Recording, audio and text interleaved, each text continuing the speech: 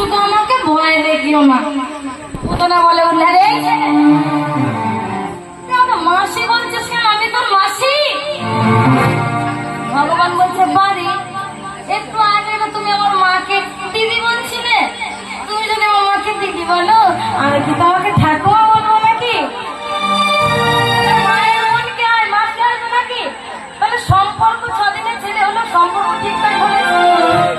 পুতনা চিন্তা করছে, ও তোর বড় বড় কথা না, তুই দাঁড়া, তোর বড় বড় কথা তো, তাই তোকে আমি কি করবো জানিস? আমার স্তন দেখছিস, আমার স্তনের মধ্যে বিষ মাখানো আছে, এই বিষ মাখানো স্তন পান করে তোকে আমি হরিবল করে দেবো। এবার করেছে কি, যেই না বিষ মাখানো স্তন নিয়ে পুতনা ভগবানের বদলে দিচ্ছে, আজকে হলো কি, ওই বিষ মাখানো স্তন পুতনার বদলে দেয়া মাত্রই ভগবান করছে কি, স্তন ধরি